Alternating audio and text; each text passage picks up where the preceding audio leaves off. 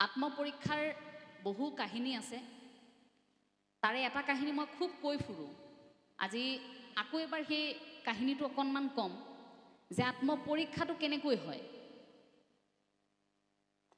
এজন লৰাই এটা কামৰ প্ৰয়োজন পিচিঅত সোমাই ফোন কৰিছে ইফালৰ পৰা এগৰাকী মহিলাই ফোনটো ধৰিছে লৰাজনে মহিলাগৰাকীৰ সৈতে কথা পাতিছে যুৱকজনে যে বাইদেউ আপুনি যে পাচলি বাগানখন সাফা কৰিবৰ বাবে আপোনাৰ পাচলি বাৰীখন পৰিষ্কাৰ কৰিবৰ বাবে এজন যে লৰা বিচাৰি আছিল কামৰ বাবে শুনিছিলো খবৰটো মই পাইছিলো মই কামটোত বৰ আগ্ৰহী আপুনি মোক ল'ব নেকি বাৰু কামটোত বাইদেউগৰাকী হিফালৰ পৰা কৈছে নাই নাই কামটোত লৰাজন আহিল নহয় এতিয়া মোৰ প্ৰয়োজন নাই ইফালৰ পৰা যুৱকজনে আকৌ কৈছে যে নহয় এবাৰ ভাবি চাওকচোন মই কিন্তু কামটো ভালকৈ কৰিম মই অকল আপোনাৰ পাচলি বাৰীখন পৰিষ্কাৰ কৰি দিয়াই নহয় আপোনাৰ ঘৰখন যদি হৰা মোচা কিবা কামো থাকে মই সেয়াও কৰি দিম কিন্তু মোক কামটো লওকচোন মোক কাম এটা বৰ প্ৰয়োজন হিফালৰ পৰা তেতিয়া বাইদেউগৰাকী আকৌ কৈছে যে নাই কিনো জোৰ কৰি আছে মই ক'লো নহয় মই যিজন ল'ৰা ললো তেওঁ কামটো ভালকৈ কৰিছে গতিকে মোক এতিয়া ল'ৰাজনৰ প্ৰয়োজন নাই তেওঁ আকৌ কৈছে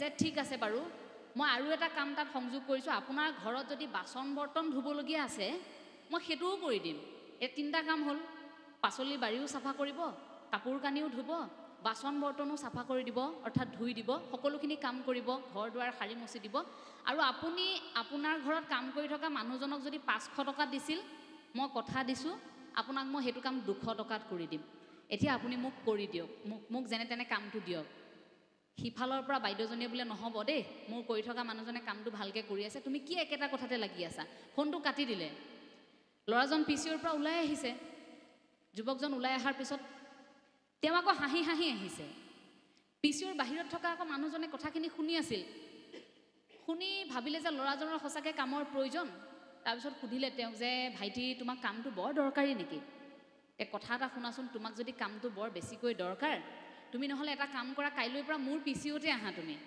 ইয়াতে মই তোমাক কিবা এটা দিম তুমি মোৰ পিচিঅতে তুমি আহা আৰু কাম কেইটামান কৰিব পাৰিবা তেতিয়া লৰাজনে হাঁহি কৈছে যে বোলে কামটো মোক নালাগে নহয় এই তুমি নালাগে ইমান দেৰি দেখোন বাইদেউগৰাকী কৈ আছা কামটো লাগে এই যে বাইদেউগৰাকীয়ে ক'লে মোৰ ঘৰত এজন লৰাই কামটো কৰি আছে হে তেওঁৰ ঘৰত কাম কৰি থকা লৰাজন ময়েই হয় মই তেওঁক এইবাবেই ফোনটো কৰিছিলো যে মোৰ কামটোক লৈ তেওঁ কিমান সুখী মই চাব বিচাৰিছিলো অৰ্থাৎ আত্মপৰীক্ষা মই কামটো ঠিকই কৰিছো তেওঁৰ ঘৰত কিন্তু মোৰ কামটোক লৈ মালিক কিমান সুখী চাব বিচাৰিছো সেইবাবে ফোনটো তেনেকৈ কৰা হৈছিল তাৰ পাছত গম পালে যে তেওঁৰ কামটোক লৈ মালিক সুখী আমাৰ জীৱনতো এনেকুৱা হয় যে আমি কৰি থকা কামখিনিক লৈ আমাৰ সন্মুখত থকা লোকসকল কিমান সুখী শ্ৰেণীকোঠাত শিক্ষকে এয়া পৰীক্ষা কৰি চাব পাৰে যে মোৰ সন্মুখত শ্ৰেণীকোঠাত বহি থকা এইসকল ছাত্ৰ ছাত্ৰীয়ে মোৰ জোকাৰি যে হয় বুজি পাইছো বুলি কৈ আছে কিন্তু প্ৰকৃতাৰ্থত মোৰ কথাখিনিয়ে তেওঁলোকক সহায় কৰিছেনে বা সন্তানে এই কথাটো পৰীক্ষা কৰি চাব পাৰে যে আমি কৰা আচৰণক লৈ মা দেউতা সুখী নে বা পিতৃ মাতৃও এইটো পৰীক্ষা কৰি চাব পাৰে যে আমি যে তেওঁলোকক লালন পালন কৰি আছো সকলোখিনি শিকাই আছো আমি দিয়া এই পৰিৱেশটোত আমাৰ সন্তান সুখী নে আমাৰ সন্তান ভাল মানুহ হোৱা পথত আছেনে এই পৰীক্ষাবোৰ কৰিব পাৰি সেয়া আত্মপৰীক্ষা যে আমাৰ কামটোক লৈ বাকী সকল লোক কিমান সুখী এই কথাষাৰ আমি সেই পৰীক্ষাৰ দ্বাৰা কৰিব পাৰো এতিয়া আহিলে আত্মশুদ্ধিৰ কথা আত্মশুদ্ধিৰো এটা কাহিনী কওঁ আত্মশুদ্ধি অৰ্থাৎ নিজৰ ভুলটো বুজি পাই শুদ্ধ কৰাৰ সত্যক স্বীকাৰ কৰাৰ গাঁও এখনত এজন নামতি খুব নাম গাই ভাল পায় ঈশ্বৰৰ নাম লৈ থাকে সময়ে নামতি আকৌ বিপদত পৰে নামতিক কেতিয়াবা টকা পইচাৰ প্ৰয়োজন হয় নামতিৰ আকৌ এগৰাকী খুব ভাল বন্ধু আছিলে এটা বিপদত পৰিলে নামতিয়ে ভাবে যে মোৰটো বন্ধুগৰাকী আছে বন্ধুৱে সহায় কৰিব বহুদিন ধৰি তেনেকৈ বন্ধুৱে সহায় কৰিছে কিন্তু সেইদিনা এনেকুৱা এটা বিপদ আহিল বন্ধুক আগতীয়াকৈ কোৱাও নহল কাইলৈ এঠাইত কেইটামান টকা জমা দিব লাগে এটা নামতিয়ে টকা কেইটা পায় ক'ৰ পৰা বন্ধুকো কোৱা নহল বুলিব বাৰেপতি মই বন্ধুকে কৈ থাকো কি ভাবিব বন্ধুৱে মোক যে মই বিপদ হলে অকল ইয়াকেই বিচাৰো তেওঁতো বেয়াও পাব পাৰে সেইদিনা আকৌ তেওঁৰ নামো আছে গতিকে নামতিয়ে ভাবিছে প্ৰভু তোমাৰ এই নাম ল'বলৈ যাম তুমি কিবা এটা মিলাই দিবা আৰু তোমাৰ নাম লৈ থাকিম মই নিশা 12 বজালৈকে, কাইলৈ মোৰ আকৌ টকাকেইটা যোগাৰ কৰিব লাগে, গতিকে মই সমস্তখিনি এৰি ঈশ্বৰৰ নাম ল'ম, মই তোমাৰ নাম ল'ম, নিশাটো নাম ল'ম, কিন্তু তুমি মোক কিবাকৈ উদ্ধাৰ কৰিবা আৰু এইটো বিপদৰ পৰা। নাই, হোৱা নাই কাম। ৰাতি 12 বজাত নাম শেষ কৰি নামতি ঘৰলৈ আহিছে। এতিয়া নামতি ঘৰলৈ আহি ঘৰত বিচনাত দীঘল দি পৰি ভাবিছে যে প্ৰভু, গোটেই এই 12 বজালৈকে নাম ল'লোঁ, কিন্তু এতিয়ালৈকে দেখোন ক'ত তুমি পইচাকেইটা দেখোন মোক যোগাৰ কৰি নিদিলা, এনেই তোমাৰ নাম লৈ থাকিলোঁ আৰু প্ৰতিদিনেই মই তোমাৰ নাম গাই থাকোঁ, মই পইচাকেইটা যোগাৰ কৰিব পৰা নাই, তুমি বুজা নাই কিয়? প্ৰভু মিলোৱাচোন কিবা এটা। তাৰ পাছত তেওঁৰ মনত এটা বুদ্ধি আহিছে নামতিৰ। এই যে নামতিক সদায় সহায় কৰি থাকে যে তেওঁৰ বন্ধুগৰাকী, নামতিৰ সেই বন্ধুগৰাকীৰ আকৌ নাৰিকল গছ আছে, বহুত নাৰিকল লাগি আছে গছত। এতিয়া নামতিয়ে ভাবিছে কি, যি নাই নাই যি হ'ল হ'ল, প্ৰভুৱেতো নিদিলেহিয়ে, টকাকেইটাতো আজি নেপালোৱে, কাইলৈতো দিবই লাগিব, যি নাই নাই সেই বন্ধুৰ বাৰীতে চুৰ কৰা যাওক। নামতি সাজু হৈছে চুৰ কৰিবলৈ, গ'ল উঠিলে নাৰিকল গছত। এতিয়া নাৰিকল পাৰোঁতেই ভুলবশতঃ 2টা নাৰিকল পৰিল নহয় গৃহস্থৰ টিঙত। যে গৃহস্থৰ টিঙত নাৰিকল পৰিল, হ'ল ডাঙৰ এটা শব্দ হোৱাৰ লগে লগে গৃহস্থ আকৌ সাৰ পালে। এটা হুলস্থুলীয়া পৰিৱেশ, গোটেই গাঁওখনত লোকসকল ওলাই আহিছে, গৃহস্থই চিঞৰিছে বোলে চুৰ চুৰ, আমাৰ ঘৰত চুৰ ওলাইছে। মানুহে চাবলৈ নাই কোন মুঠতে চুৰ এটা আছে, নাৰিকল গছৰ ওপৰত উঠি আছে, চুৰটোক ধৰিব লাগে। গোটেই গাঁৱৰ ৰাইজ গোট খাইছে, নাৰিকল গছৰ তলত ৰাইজ ভিৰ, ইফালে চুৰটোতো ওপৰতে আছে, অৰ্থাৎ নামতি এতিয়া কি কৰিব? আকৌ ঈশ্বৰক কৈছে যে ঈশ্বৰ প্ৰভু, তুমিতো মোক ইমানখিনিলৈকে নবচালাই, এতিয়া মই অন্ততঃ তোমাক এইটো কামনা কৰিছোঁ, তোমাৰে নাম গুণ গালোঁ, মই আকৌ এবাৰ তোমাক কামনা কৰিছোঁ কৰজোৰে, যে এই তললৈ নামি গ'লে যে ৰাইজে মোক যে ফিৰি পিটনটো দিব, অৰ্থাৎ গণপ্ৰহাৰটো, পিঠি যে বহল কৰিব, অন্ততঃ মোক সেইটোৰ পৰা এতিয়া বচাই দিয়া। মানে ৰাইজৰ মাৰ খাই মোৰ মৰিবলৈ মন নাই, গতিকে তুমি অকণমান অন্ততঃ মোক এই পিটনটোৰ পৰা, গণপ্ৰহাৰটোৰ পৰা মোক অকণমান বচাই দিয়া। সেইবুলি মনতে আকৌ প্ৰাৰ্থনা কৰিবলৈ আৰম্ভ কৰিলে। তাৰপিছত আকৌ নামতিৰ মনত সেই একেই বুদ্ধি। অকণমান দেৰিৰ পিছত দেখিছে নামতিৰ ওপৰত কিবা এটা গাই আছে, তলৰ পৰা ৰাইজেতো চুৰ চুৰকৈ চুৰ নামি অহালৈ ৰৈ আছে, কোন ধৰিব পৰা নাই। নামতিৰ ওপৰত কি নাম গাইছে জানেনে?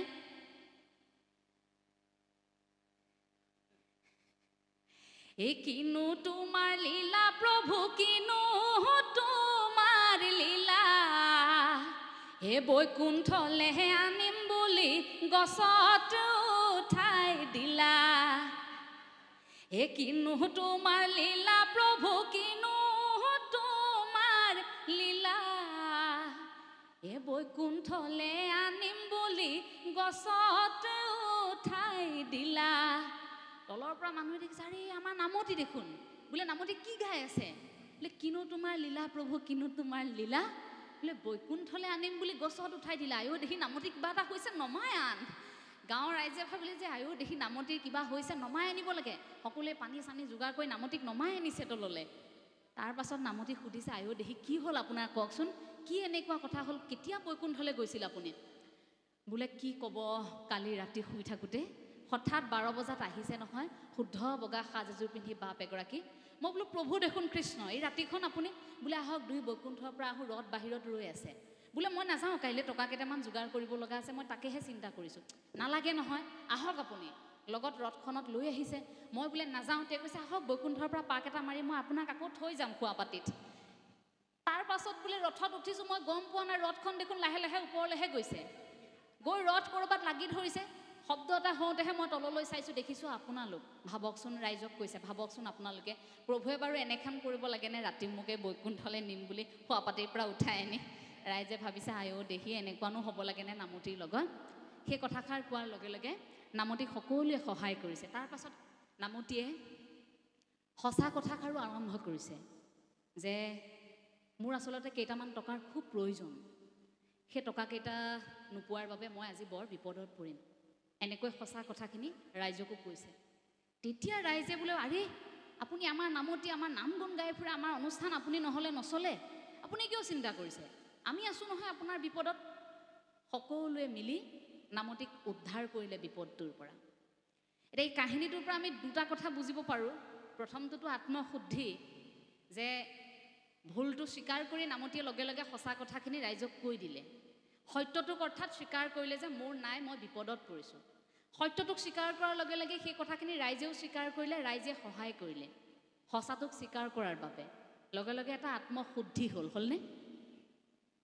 তাৰ আৰু এটা প্ৰসংগ থাকে ইয়াত এনেকুৱা, নামতীয়ে যেন ঈশ্বৰৰ নাম গুণ গাই আছিল।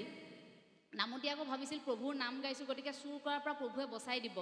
কিন্তু ওপৰত থকাজনতো ইমান অকৰা নহয় দিয়কচোন, যে মোৰ নাম গাই আছা বুলিয়েই যে তোমালোকে মোৰ নাম গাই আছা, তোমালোকে বেয়া কাম কৰিলেও মই বচাই দিম, ৰক্ষা কৰিম আৰু সেই বুলিতো ওপৰত থকাজনে নাভাবে।